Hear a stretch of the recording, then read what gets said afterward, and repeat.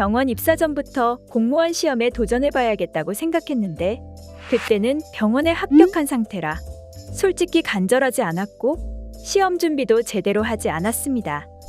우선 병원에서 경력을 쌓고 공무원 시험을 준비해야겠다는 생각으로 입사했는데 생각했던 것보다 너무 힘들고 미래가 막막해서 12월에 입사하고 2주 만에 병원을 퇴사하고 난 뒤 6월에 있는 서울시 간호직 공무원 시험 공부를 시작했습니다.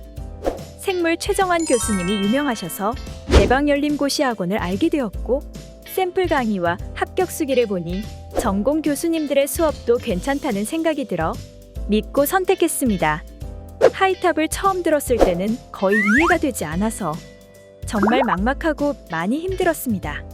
그러나 시간이 얼마 남지 않았고 얼른 이론부터 수강해야겠다는 생각이 들어서 인내심을 가지고 계속 강의를 반복해서 들어보며 수업을 따라가려고 했습니다. 그때 포기하지 않았기 때문에 지금 이렇게 합격 수기를 남길 수 있게 된 것이라고 생각합니다. 과목별 교수님 장점을 말씀드리겠습니다. 생물 최정환 교수님은 하이탑 수업에서부터 심화 내용을 맛보기로 알려주셔서 처음 들어보시면 조금 어렵다는 생각이 들 수도 있습니다. 저 역시 그렇게 느꼈습니다. 하지만 하이탑부터 하이스코어, 문제풀이 강의 등을 들어보면서 절대 어렵게 가르치시는 것이 아니라는 것을 깨달았습니다. 그리고 강의를 모두 수강하고 기출을 풀어보니 최정환 교수님의 수업이 더 훌륭하다고 생각했고 생물을 어려워하시는 분들도 열심히 수업만 듣고 문제를 많이 푸신다면 충분히 따라가실 수 있다는 생각이 들었습니다. 또한 최정환 교수님의 기출문제 등 여러 문제집들은 유명해서 다른 학원 수강생분들도 책을 구매해서 많이 풀기 때문에 교수님 강의를 믿고 들으셔도 된다고 생각합니다. 저는 온라인으로 수업을 듣고 학원에서 시험 직전에 해주신 생물 총정리 강의를 오프라인으로 직접 들었는데 그 강의도 매우 좋았습니다. 충분히 시험 준비가 되셨다면 시험 직전에 총정리하기도 좋다고 생각합니다. 생물 공부 방법은 하이탑을 우선 다 듣고 하이스코어를 수강했습니다.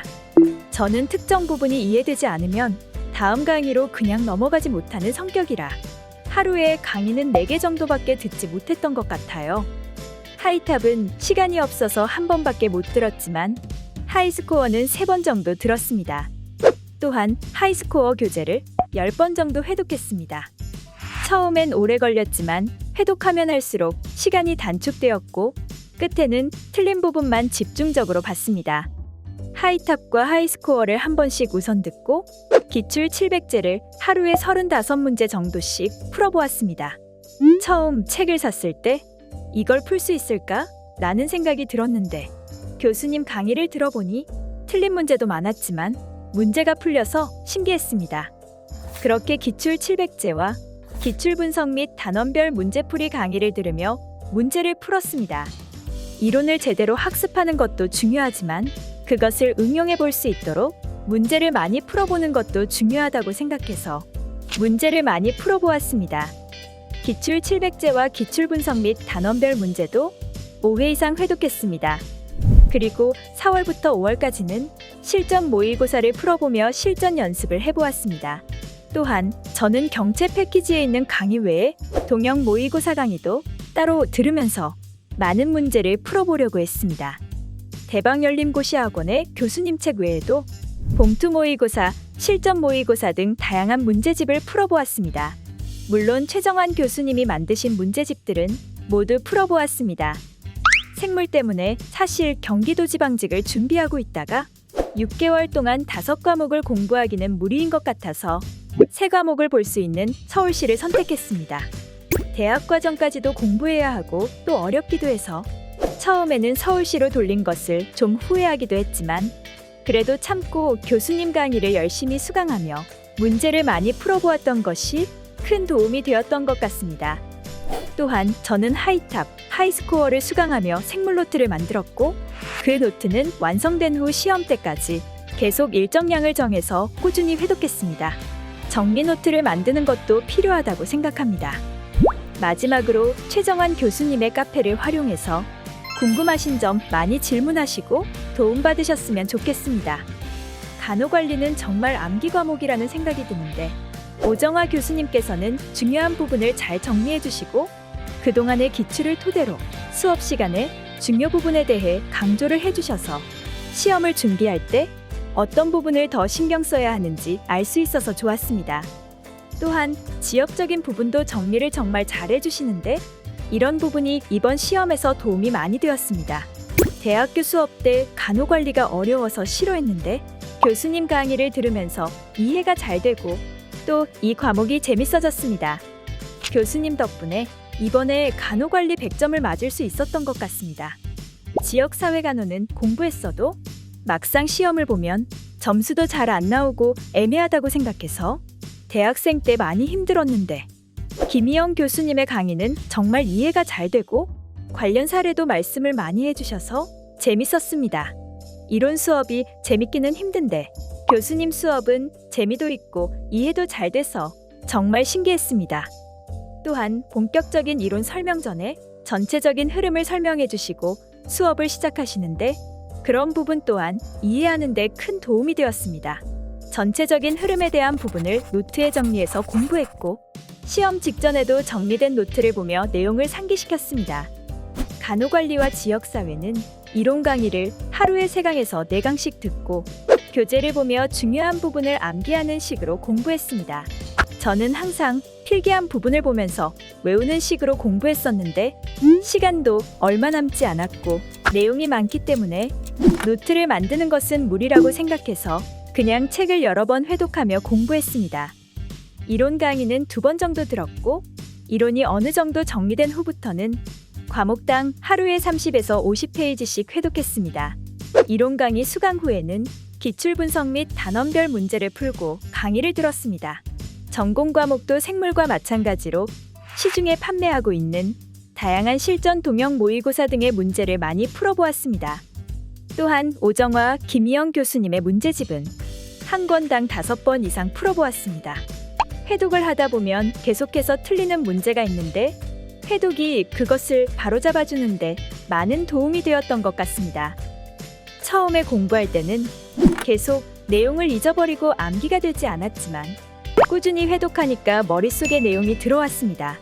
면접 준비 방법을 말씀드리자면 저는 필기 합격자 발표가 나고 매일 조금씩 면접 준비를 했습니다.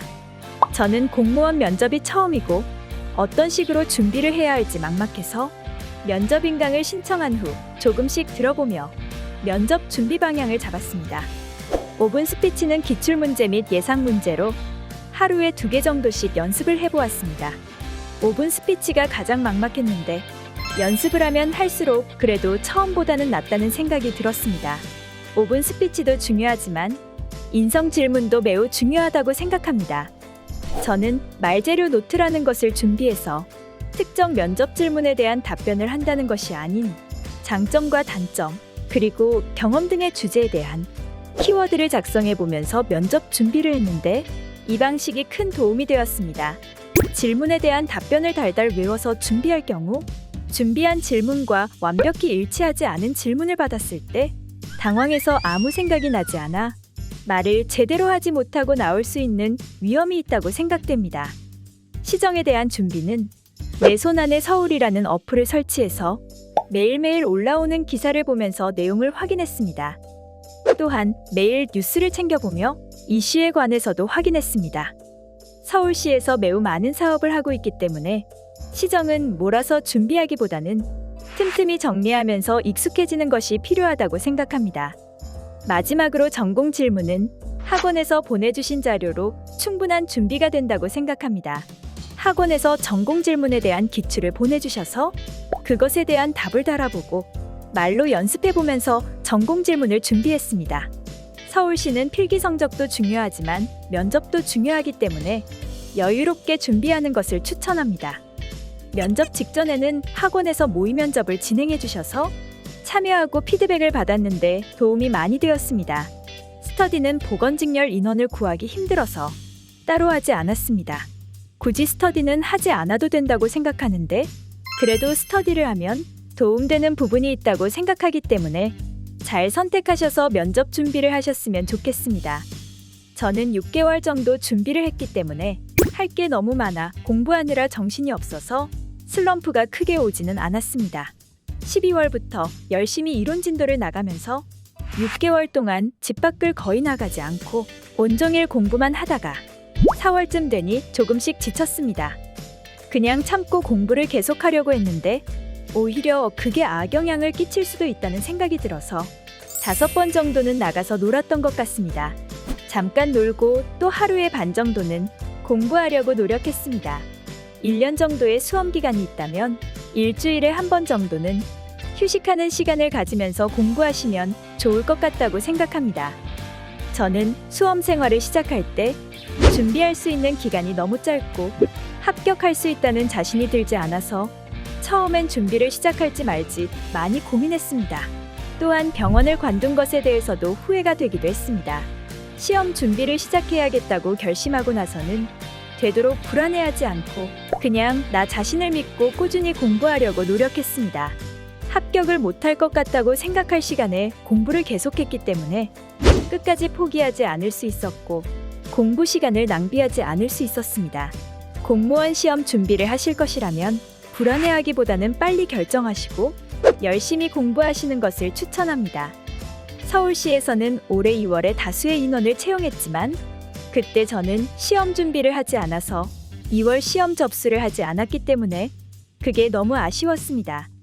또 6월에는 20명 이하의 인원을 뽑는 것에 놀랐고 공부를 끝까지 해야 하나 하고 많은 생각이 들었습니다. 하지만 이렇게 포기하지 않고 계속 공부했기 때문에 합격을 할 수 있지 않았나 싶습니다. 많이 불안하시겠지만 자신을 믿고 묵묵히 공부를 열심히 하신다면 꼭 합격하실 수 있다고 생각합니다. 화이팅!